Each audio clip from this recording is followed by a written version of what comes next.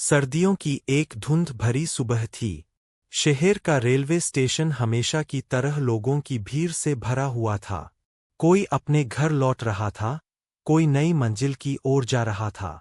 उसी भीड़ के बीच लगभग 70 वर्ष की एक बुजुर्ग माँ, सावित्री देवी, एक पुराने बैग को सीने से लगाए प्लेटफॉर्म नंबर 3 की बेंच पर बैठी थीं।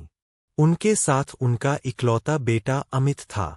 अमित ने मुस्कुराते हुए कहा, माँ, आप यही बैठिए, मैं टिकट और पानी लेकर आता हूँ। बस 5 मिनट। माँ ने प्यार से सिर हिलाया। उन्हें अपने बेटे पर पूरा भरोसा था। 5 मिनट बीते, फिर 15, फिर 1 घंटा, लेकिन अमित वापस नहीं आया।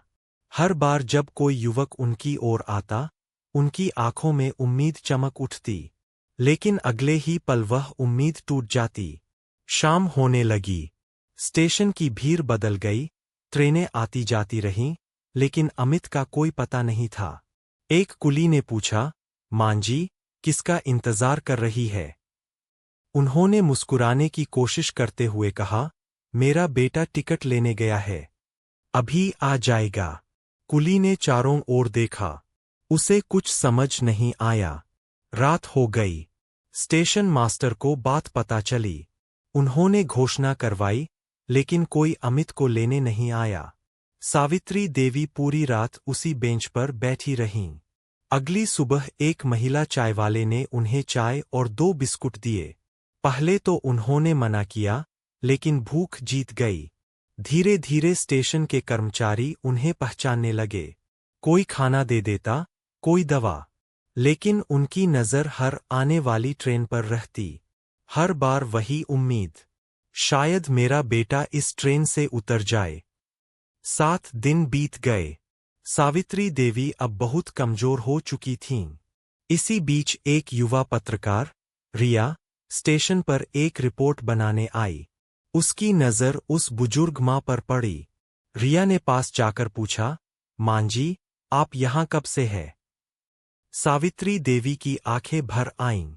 उन्होंने पूरी कहानी सुना दी। रिया का दिल कांप उठा। उसने उनका वीडियो रिकॉर्ड किया और सोशल मीडिया पर डाल दिया। वीडियो का शीर्षक था, क्या कोई बेटा अपनी मां को इस तरह छोड़ सकता है? कुछ ही घंटों में वीडियो लाखों लोगों तक पहुंच गया। लोग रो पड़े। हर कोई उस बेटे को कोसने लगा। लेकिन तभी कहानी में ऐसा मोड़ आया जिसकी किसी ने कल्पना भी नहीं की थी। वीडियो देखने के बाद एक व्यक्ति पुलिस स्टेशन पहुंचा।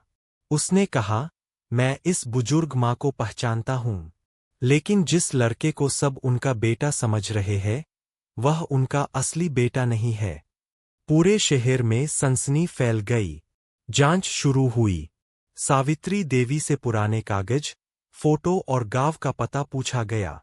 तब पता चला कि उनका असली बेटा कई साल पहले विदेश चला गया था और बहुत कम संपर्क करता था। कुछ महीने पहले एक युवक खुद को उनका बेटा बताकर उनके पास आया। उसने कहा कि वह उन्हें अपने साथ शहर ले जाएगा। सावित्री देवी ने बिना शक किए उसके साथ चलना स्वीकार कर लिया। लेकिन उस युवक का असली इरादा कुछ और था। उसने रास्ते में उनसे बैंक के दस्तावेज, जमीन के कागज और पहचान पत्र ले लिए। फिर रेलवे स्टेशन पर छोड़कर हमेशा के लिए गायब हो गया।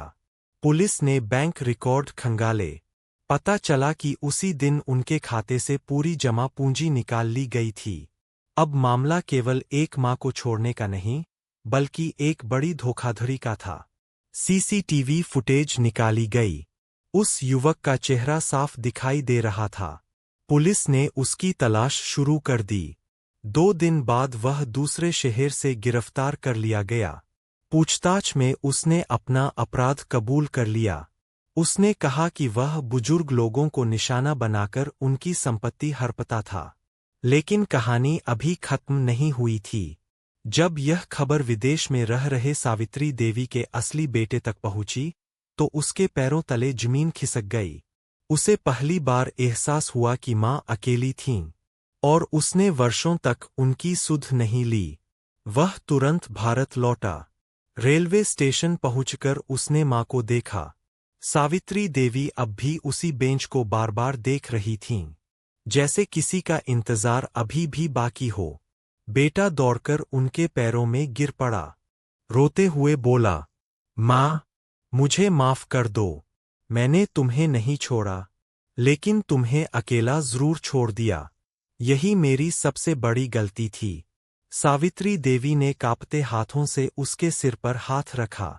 उन्होंने सिर्फ इतना कहा, बेटा, माँ का दिल शिकायत नहीं रखता, लेकिन याद रखना, सबसे बड़ा अपराध केवल धोखा देना नहीं, बल्कि अपने अपनों की खबर न लेना भी है। पूरा स्टेशन यह दृश्य देखकर रो पड़ा। कुछ महीनों बाद सावित्री देवी अपने बेटे के साथ रहने लगीं। उन्होंने अपनी बची हुई संपत्ति का एक हिस्सा उन बुजुर्गों की मदद के लिए दान कर दिया जिन्हें उनके अपने अकेला छोड़ चुके थे।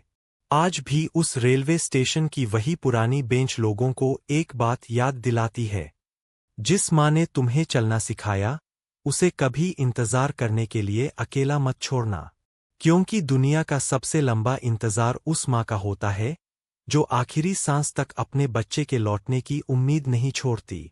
कहानी पसंद आए तो लाइक, शेयर एंड सब्सक्राइब जरूर करें। धन्यवाद।